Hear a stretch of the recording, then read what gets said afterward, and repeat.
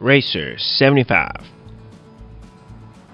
This is the only remaining roller coaster to open with King's Dominion in 1975, which is crazy to think about with all the great coasters that this park has seen over its 50 years of operations. But how good did I find this classic wooden coaster? Find out in this review. King's Dominion did have two other coasters in its opening year. One in Scooby-Doo, now Woodstock Express, but that coaster opened a year before the park as part of the drive-through safari that King's Dominion had.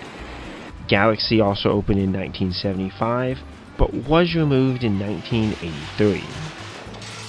This coaster opened as Rebel Yell, which the park named after the brand of Kentucky bourbon.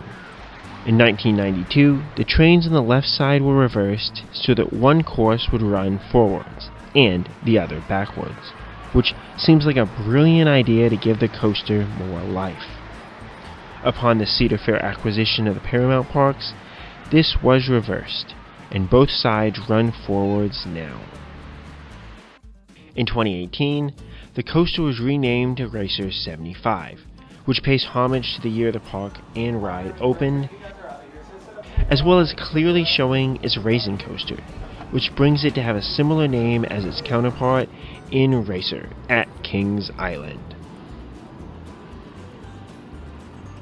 This is one of 8 operating wooden coasters that are labeled as twin coasters, or two coasters side by side with similar racing layouts.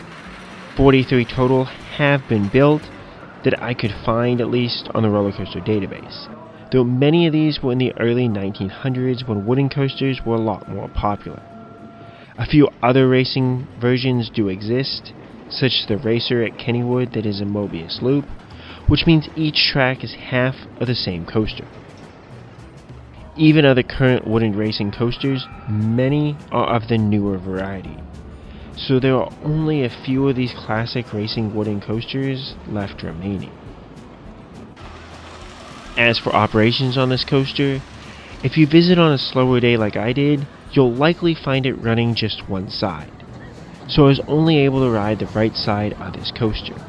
It still did run 2 trains on my visit, as King's Dominion as a whole seems to be designed so that every coaster can just run 2 trains on slower days.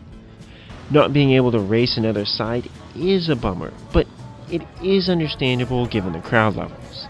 King's Dominion will also let you stay on and re-ride a coaster once, and that is notable here, as with the long trains and slightly out of the way location, you have a pretty good shot at getting 2 rides in a row if you want them. Though again, there always seem to be almost just enough people to fill the station to make sure that the next train was filled. After leaving the station, you have a fun pre-lift that gives the train a nice sense of rocking back and forth, which builds a lot of excitement for the coaster overall. The first drop is decent, but not too great, and feels on par with other old wooden coasters, at least for me, as these drops were built to be decent, but nothing exceptional. Then there are 4 consecutive bunny hills. The first 2 are rather short, but still didn't offer much in terms of airtime, at least for me.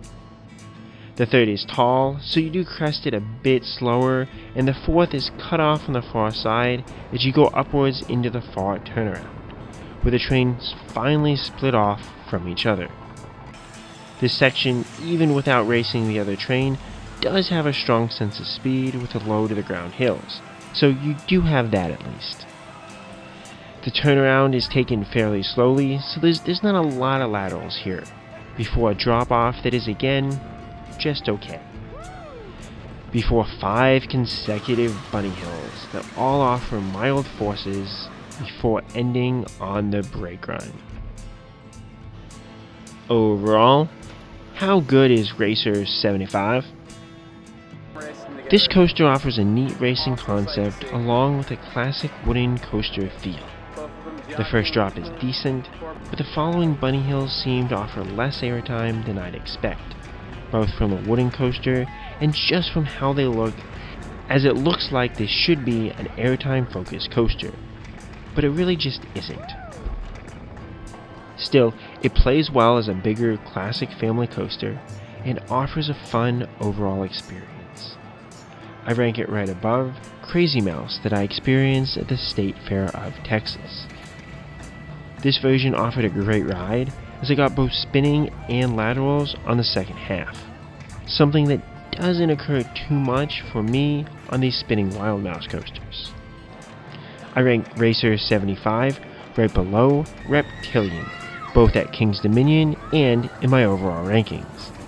With its fun focus on turns and slithering about, Reptilian offers a solid family coaster that I would have loved as a kid, and its simple forces edge out the family dynamics of a large-scale coaster like Racer 75. At least for me. What has your experience been on Racer 75? Have you gotten better airtime than I have? Because that might be like a thing. Let me know, and as always, Captain Crop.